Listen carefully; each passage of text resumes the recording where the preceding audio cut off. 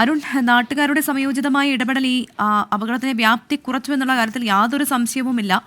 നിലവിൽ നാട്ടുകാർ ഉൾപ്പെടെ ആളുകൾ ഈ ആശുപത്രിയിൽ തന്നെ തടിച്ചുകൂടിയിരിക്കുകയാണോ? പോലീസ് ഈ അപകടത്തെക്കുറിച്ച് എന്തൊക്കെ കാര്യങ്ങൾ പറയുന്നുണ്ട് ഇപ്പോൾ? പ്രവിധ, പോലീസ് പറയുന്ന അനുസരിച്ച് ഈ സ്കൂൾ കഴിഞ്ഞ് വിദ്യാർത്ഥികൾ ഏകദേശം 25ഓളം വിദ്യാർത്ഥികൾ ഈ ബസ്സിൽ ഉണ്ടായിരുന്നു എന്നതാണ് പോലീസ് പറയുന്നത്. അതിൽ മറ്റു ചില വിദ്യാർത്ഥികളെ അതായത് കുറുമാത്തൂരിൽ നിന്ന് ശ്രീകണ്ഠാപുരം ആ റൂട്ടിലാണ് ഈ വളക്കൈ എന്ന് പറയുന്ന പ്രദേശമുള്ളത്. ഈ കുറുമാത്തൂരിൽ തന്നെ സമീപ പ്രദേശത്ത് മറ്റു ചില വിദ്യാർത്ഥികളെ അവർ വീട്ടിലാക്കുന്നു. അതിനുശേഷം ഈ വളക്കൈ ഭാഗത്തേക്ക് വരുന്നതിനിടെയാണ് ഈ അപകടം നടന്നത്. വളക്കൈ പാലം കഴിഞ്ഞ് തൊട്ട് സമീപമുള്ള ആ ഒരു റോഡാണ് വിയറ്റ്നാം റോഡ് എന്ന് പറയുന്നത്. ആ റോഡിലേക്ക് തിരിയുന്നതിനിടെയാണ് ഈ ബസ് നിയന്ത്രണം വിട്ട് മറിയുന്ന സാഹചര്യം ഉണ്ടായത്. അത് പെട്ടെന്ന് നാട്ടുകാർ അവിടെ ഉണ്ടായിരുന്നു. അത് ആ പ്രദേശത്ത് നാട്ടുകാർ ഈ വൈകുന്നേരങ്ങളിലൊക്കെ നാട്ടുകാർ സജീവമായി ഉള്ള ഒരു സ്ഥലമാണ് ഈ വളക്കൈ എന്ന് പറയുന്നത്. ഈ അപകടം അറിഞ്ഞ ഉടൻ തന്നെ നാട്ടുകാർ രക്ഷാപ്രവർത്തനം നടത്തുന്നു. ശ്രീകണ്ഠാപുരം പോലീസിനെ വിവരം അറിയിച്ച് പോലീസും വളരെ വേഗത്തിൽ അവിടെ എത്തി എന്നതാണ് നമ്മൾ മനസ്സിലാക്കുന്നത്. നാട്ടുകാർ ഈ സ്കൂൾ ബസ്സിൽ നിന്നും വളരെ പെട്ടെന്ന് വിദ്യാർത്ഥികളെ പുറത്തെത്തിച്ച് ഈ ഏറെ ദൂരമല്ല തളിപ്പറമ്പിലെ ആശുപത്രിയിലേക്ക് വളരെ പെട്ടെന്ന് എത്തിച്ച് 20 മിനിറ്റ് കൊണ്ട് തന്നെ മുഴുവൻ വിദ്യാർത്ഥികളെയും ആശുപത്രിയിലേക്ക് എത്തിക്കാൻ സാധിച്ചു എന്നതാണ് നമുക്ക് ലഭിക്കുന്ന വിവരം.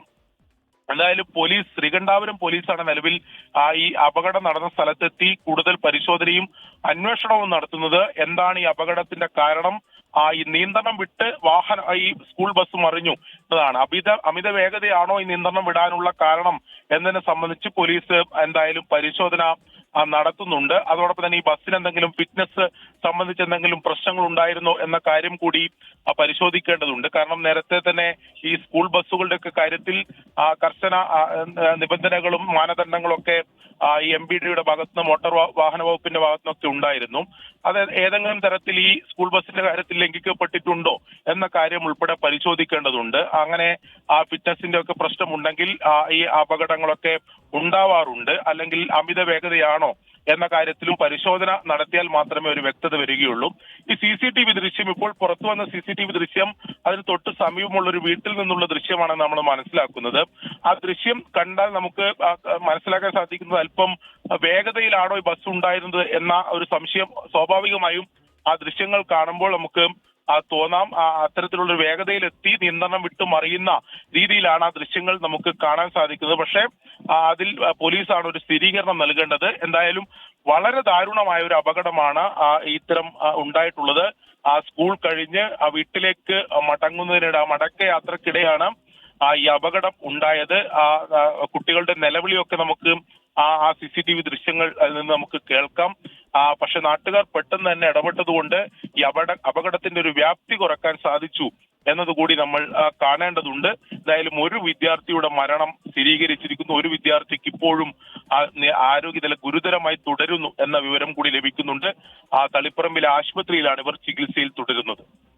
കണ്ണൂരിലെ സ്കൂൾ ബസ് മറിഞ്ഞുണ്ടായ അപകടത്തിന്റെ ദൃശ്യങ്ങളാണ് ഇപ്പോൾ പ്രേക്ഷകർ കാണുന്നത്. വളക്കയിലാണ് കുറുമാത്തൂർ ചിന്മയ സ്കൂളിലെ ബസ് മറിഞ്ഞത്. അപകട സമയത്ത് ഒരു കുട്ടി ഈ അപകടത്തിൽപ്പെട്ട് മരിച്ചു. ഒരു കുട്ടിയുടെ നില ഗുരുതരമെന്നതാണ് അരുൺ പൂപ്പറമ്പ് നൽകുന്ന വിവരം.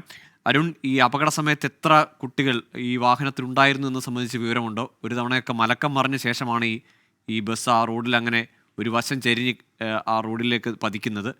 ഇതിനിടയിൽ ശരീരമൊക്കെ ചെന്ന് എവിടെയെങ്കിലുമൊക്കെ ഇടിക്കാനൊക്കെയുള്ള സാധ്യത കൂടുതലാണ്. അങ്ങനെ ഈ പരിക്ക് സംബന്ധിച്ച വിവരങ്ങളോ ലഭിക്കുന്നുണ്ടോ? ഗോകുൽ, ഇപ്പോഴും നമുക്ക് ലഭിക്കുന്ന വിവരം അനുസരിച്ച് മറ്റു വിദ്യാർത്ഥികളുടെ ആരോഗ്യനില അത്തരത്തിൽ ഗുരുതരമല്ല എന്ന് തന്നെയാണ്. അത് ആശ്വാസകരമാണ്.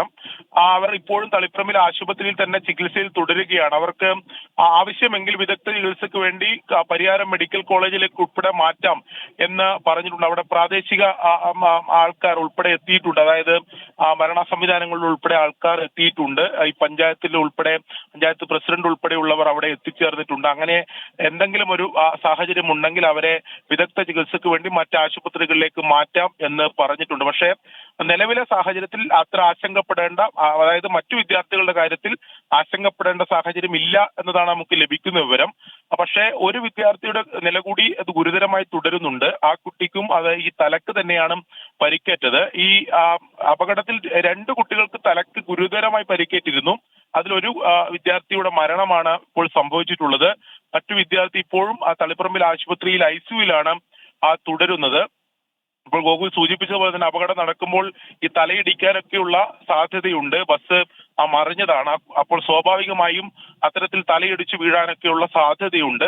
അങ്ങനെ കൂടുതൽ പേർക്ക് പരിക്കേൽക്കാനുള്ള സാധ്യതയുണ്ട്. പക്ഷേ ഇവർക്ക് 2 പേർക്ക് മാത്രമാണ് തലക്ക് അല്പം ഗുരുതരമായ സാരമായ പരിക്കേറ്റത്. അതിലൊരാളുടെ മരണമാണ് സംഭവിക്കുകയും ചെയ്തത്. എന്തായാലും ഈ മറ്റു വിദ്യാർത്ഥികളുടെ ഈ കാര്യത്തിൽ, അതായത് അവരുടെ ചികിത്സാ കാര്യത്തിൽ കൃത്യമായ നിരീക്ഷണം ആശുപത്രിയിൽ നടക്കുന്നുണ്ട്. ഈ വിവരം അറിഞ്ഞ് രക്ഷിതാക്കളും അതോടൊപ്പം തന്നെ അല്പം ആശങ്കയോടെയാണ് രക്ഷിതാക്കളും സ്കൂൾ അധികൃതരും അധ്യാപകരും ഒക്കെ നാട്ടുകാരും ഇതറിഞ്ഞ് എത്തിയത്. വലിയ നടുക്കം ആ പ്രദേശത്ത് ഉണ്ടാക്കിയിട്ടുണ്ട്. അതൊരു അതായത് നമുക്കറിയുന്ന പോലെ തന്നെ തളിപ്പറമ്പ് ഇരിക്കൂർ സംസ്ഥാന പാതയാണ്. ആ സംസ്ഥാന പാതയിൽ തന്നെ വളക്കൈ എന്ന് പറയുന്ന സ്ഥലത്ത് നിന്നും വളക്കൈ പാലത്തിന് സമീപമുള്ള റോഡിലാണ് ഈ അപകടം നടന്നിട്ടുള്ളത്. സംസ്ഥാന പാതയിൽ നിന്ന് വാഹനം അല്പം തെറ്റി ഈ വിയറ്റ്നാം റോഡ് എന്ന റോഡിലേക്ക് കയറുന്നതിനിടെയാണ് ഈ അപകടം സംഭവിച്ചിട്ടുള്ളത്. അതിന്റെ CCTV ദൃശ്യങ്ങൾ ഈ ഘട്ടത്തിൽ പുറത്തു വന്നിട്ടുണ്ട്. അപകടം നടന്ന സ്ഥലത്തും തൊട്ടടുത്തുള്ള വീട്ടിലെ